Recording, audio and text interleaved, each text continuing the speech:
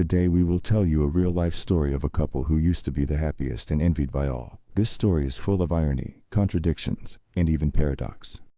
This story is highlighted around the globe and has raised several questions regarding trust, security, and exploitation. It has even made people start questioning their immediate surroundings, like their families and close relatives. Friends seem so obvious now.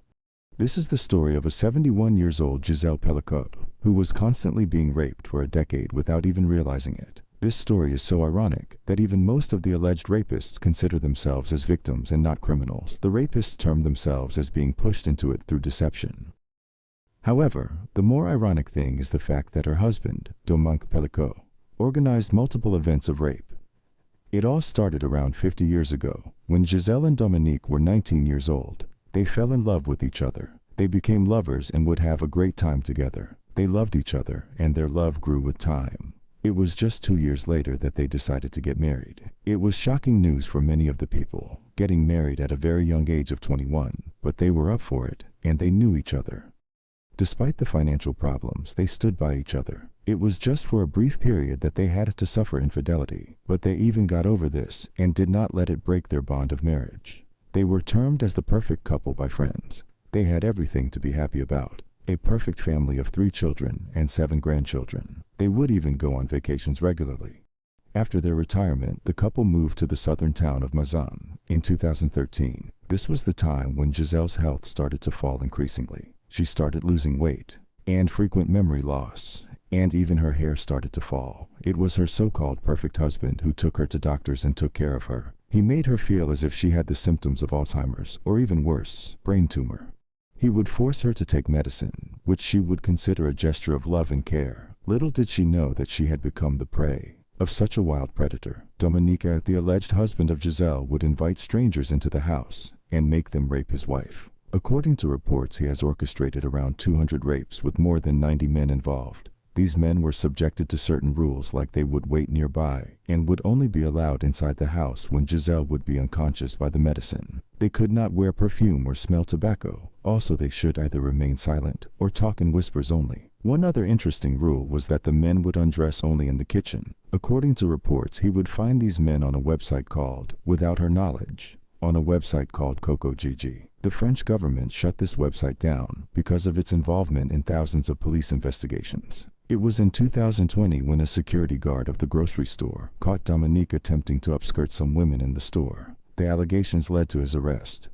The police during the investigation found something that would blow their minds. From the devices confiscated from him, police found around 300 photographs and videos of an incapacitated woman who was sexually assaulted by multiple men. On further investigation, the number even rose to 20,000. Another important piece of evidence that the police found was the shocking revelation of the text messages to his friends in which Dominique boasts about drugging his wife. Not only this, he even named the folder in his computer as abuse. Additionally, his wife was not the only victim of his cruel actions. There was another folder named Around My Daughter Naked, which included nudes of his daughter in similar ways as that of his wife's. Not only this, but there were also some naked pictures of his daughters-in-law too.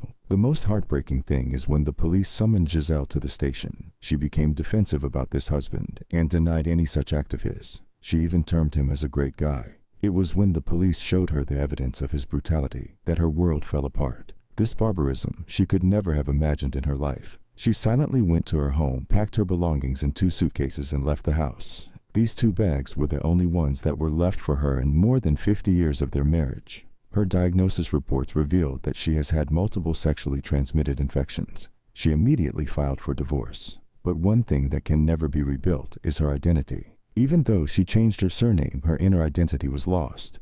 According to police reports, more than 80 people are on the accused list, and 50 of them are identified and produced in the court proceedings. The reports state that a second defendant was built to contain them. The suspects' ages range from 26 to 74 according to reports. People from multiple backgrounds are allegedly involved in this, like plumbers, journalists, nurses, workers, and more. A mixed perspective came from their side. Some stated that they had no idea of being unconscious and thought it was a threesome roleplay. Some said they were tricked into this and termed themselves as victims, while some did admit the crime and regretted it. However, one thing that everyone agreed on was that Dominique tricked them into whatever happened, and most of them had no idea of it being non-consensual. All these arguments were denied by Giselle, and she said all of them knew what shape I was in. Dominique was charged with drugging and abusing his wife and daughter, and also for the sexual abuse of his daughters-in-law. His daughter has called him the greatest sexual predator of the last 20 years. She even said that it is very hard for her to continue a normal life and a normal sex life. Celine Pellicot, one of his daughters-in-law, was not only anxious about her photographs, but also worried about her children too. She expressed her worry about Dominique's misbehaving with his grandchildren. His other daughter-in-law, Aurore, also recalled a moment between her son and Dominique, in which the kid felt kind of harassed, and she expressed her worry about whether she did let something bad to her son. It is not just his family, but Dominique is also accused in 2 other cases. 2 sex crimes occurred in the 90s, one rape and murder in 1991, and the other attempted rape in 1999. According to the record, the former he has denied, but the latter one he did accept, which raises further questions. This revelation has led to him being the potential suspect in 5 other crimes, including rape and murder. The police will send his DNA for the matches. This was indeed a shocking revelation for the defense lawyers. Dominique's actions have not only destroyed his own family, but allegedly influenced others to do the same. The court would call the people in groups to testify, since it was a long list. Lionel R., a 44-year-old father of 3, admitted his crime and said he was surprised by the unique way of invitation online to have sex with his wife. He also says that he was told it was a game, and he did not ask many questions. He was convinced it was a game, and went on it for 30 minutes. It was when Giselle started to move, and I was asked to leave the room is when I realized something was wrong. He said he had never intended to rape her, but he did not have Mrs. Pellicot's consent either, so he admits to the crime. He should have checked on Giselle. He admitted to the crime and said he was part of the nightmare Mrs. Pellicot was going through. Another one named Jacques C., who is an ex-Furman, said he was also contacted through Coco GG. He said he was told that the woman would be drugged. It reminded him of the promiscuous couple where the wife is asleep because of being shy. However, he realized something was wrong when she did not respond when she was caressed on her naked body. He said to have done oral sex with Giselle, and it was when she started movement when he was told to go out of the room. He said it was a relief for him, since it was really hard for him to stay there. He even went on to say something quite ironic. He said he has the deepest respect for the woman. He even said he wanted to go to the police, but the next day life for him resumed as normal. One important thing to notice is that he first denied being involved in any sort of sexual activity with her. However, when for the first time the judge played the video in the court, he mumbled that he slowly realized he was assaulting her and he refrained from it. He denied being a rapist. Another accused named Mathieu D. said he only realized this was a rape when he was arrested. He said at first he thought this was a game in which the woman would be asleep so they could later enjoy the video together. However, he did admit himself as the rapist. Fabien S. said that even though he did not pay much attention to Giselle and unconscious in the excitement, he said he was in the mood and did not realize she was drugged. He also said even though the facts state otherwise, he never had any intention to rape her, so he is not a rapist.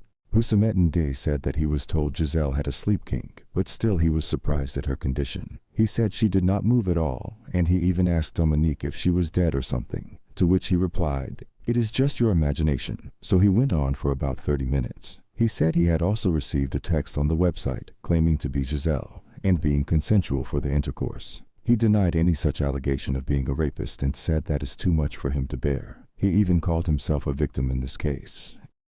If you want more real-life crime stories, please make sure you subscribe to our channel. Also, press the bell icon to get updates about the latest stories. Also, if you enjoy watching the video, please do click the like button. A series of testimonies were held, and people with different excuses came forward. Some were termed by the psychologists as narcissists, some misogynists, and some with other cruel titles. However, except for a few ones, no one had the morality and courage to accept their wrongdoings. Many of them claimed to be deceived and victims too. However, only a few had accepted the guilt and presented themselves with severe punishments that could lead to 20 years in prison. Dominique Pellicot, being a mysterious and cruel man, not only harassed his own family, but his infection affected some others too. In this case, a man named Jean-Pierre Marechal came forward. He was not accused of raping Giselle, but tried the similar methods on his wife. He first met Dominique on the website. He convinced Marechal to rape his wife, which he reluctantly accepted. He said he was coaxed into it. Dominique even supplied the tranquilizers and even raped Celia, Marechal's wife. However, he blamed all this on Dominique and his childhood traumas. He stated that he was born and raised in an abusive home and was sexually abused in his childhood. He also considered himself guilty and hoped for a tough punishment. The part of Dominique's trial was the most shocking in this case. He was summoned to the court on the second week of the trial, but due to his kidney infection and several other reasons, the trial was delayed till September 17th. When he appeared before court, he shocked everyone. He admitted to guilt and also said she did not deserve it. He said he regrets this and asked for forgiveness, even though he knows he will not be forgiven. He blamed his sex addiction for such inhumane actions and admitted to being a rapist. He also called all the other suspects rapists too, claiming that they knew Giselle's condition before they came. He also added that all of them came willingly, and no one was brought by force, so they are equally involved in all this. According to Dominique, his condition was because of his childhood traumas, since he was sexually assaulted at the age of 9 and forced to watch a rape at 14. How could someone be normal after all this? One other thing that shocked others was a paradoxical statement. He said it was Giselle who took him out of that filth, and he was happy with her. He also added that he never thought of his wife as an object. While he did accept the allegations regarding his wife, he denied any such on behalf of his daughters and in-laws. He even said that a person who had faced childhood sexual abuse, how could he even imagine doing it with other kids,